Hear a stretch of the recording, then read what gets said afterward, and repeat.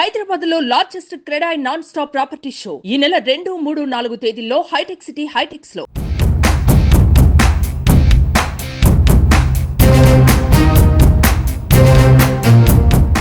ఏపీలో వాలంటీర్ల వ్యవస్థ కొనసాగుతుందా లేదా అన్నది చాలా కాలంగా సస్పెన్స్ గా మారింది.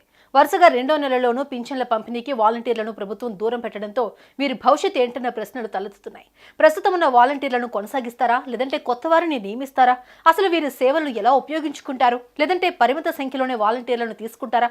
అసలు వాలంటీర్ల వ్యవస్థపై ఎప్పటికీ క్లారిటీ వస్తుంది?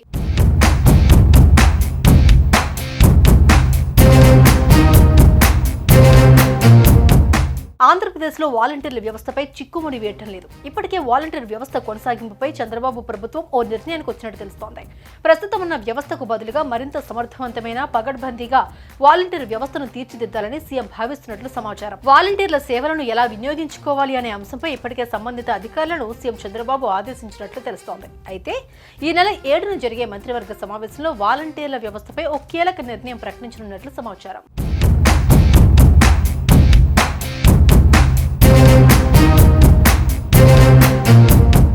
ప్రస్తుతం ఉన్న వాలంటీర్లలో ఎవరెవరు ఎంత చదువుకున్నారు, ఎవరికి ఏ పనిలో నైపుణ్యం ఉంది అని ప్రభుత్వం ఆరా తీస్తోంది.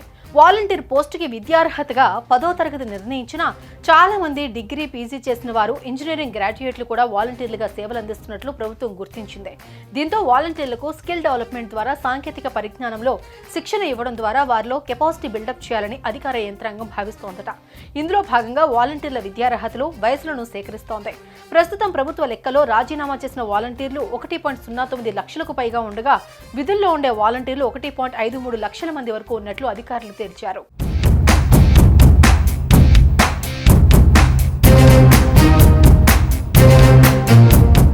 వాలంటీర్లను వయసుల వారీగా లెక్కలు తీయడంతో పాటు ఇతర ప్రాంతాలు, గ్రామాలకు వెళ్లేవారు ఎంతమంది ఉండొచ్చనే అంశంపై కూడా వాలంటీర్ల అభిప్రాయాలను అధికార యంత్రాంగం సేకరించనున్నట్లు సమాచారం. పరిమిత సంఖ్యలోనే వాలంటీర్లను వాడుకోవాలని, వారి నుంచి మంచి ఫలితాలు రాబట్టాలని ప్రభుత్వం భావిస్తున్నట్లుగా తెలుస్తోంది. పెద్ద చదువులు చదివిన వారు కేవలం 5,000 రూపాయల వేతనానికి పరిమితం అవ్వడాన్ని ఇష్టపడని ప్రభుత్వం వారికి చదువులకు తగ్గ ఉద్యోగాలను చూపించాలని భావిస్తున్నట్లు తెలుస్తోంది.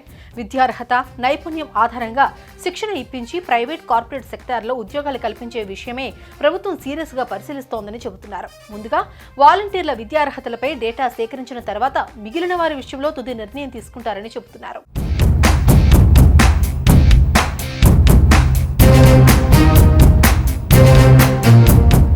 గత వైసీపీ ప్రభుత్వం గ్రామ, వార్డు వాలంటీర్లను నియమించింది. ప్రతి 50 ఏళ్లకు ఒకరు చొప్పున సంక్షేమ సారథులుగా సేవలందించారు. 5,000 రూపాయల గౌరవ వేతనంతో పనిచేసిన వాలంటీర్లు ఎక్కువగా పింఛన్ల పంపిణీకే పరిమితమయ్యారు. అంతేకాకుండా గత ప్రభుత్వంలో వాలంటీర్ల పనితీరుపై అనేక విమర్శలు వచ్చాయి. ప్రభుత్వ పథకాల్లో అక్రమాలతో పాటు కొన్ని క్రిమినల్ వ్యవహారాల్లో వాలంటీర్ల ప్రమేయం ఉంటోందని టీడీపీ అధినేత చంద్రబాబు, జనసేనాని పవన్ కళ్యాణ్ గతంలో ఆరోపించారు. ఈ నేపథ్యంలో ఎన్డీఏ కూటమి ప్రభుత్వం ఏర్పడిన తర్వాత వాలంటీర్ల భవితవ్యంపై సందేహాలు మొదలయ్యాయి.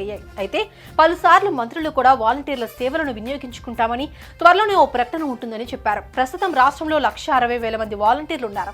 గత 2 నెలలుగా క్రమం తప్పకుండా సచివాలయాలకు వెళుతూ హాజరు వేయించుకుంటున్నారు. దీంతో వీరిలో కొందరిని కంటిన్యూ చేసే విషయమే ప్రభుత్వం సానుకూలంగా ఉన్నట్లు చెబుతున్నారు. మొత్తంగా ఈ నెల 7న జరిగే కేబినెట్ భేటీలో వాలంటీర్ల సంగతిని తేల్చేస్తారా లేదా అన్నది తేలనుంది.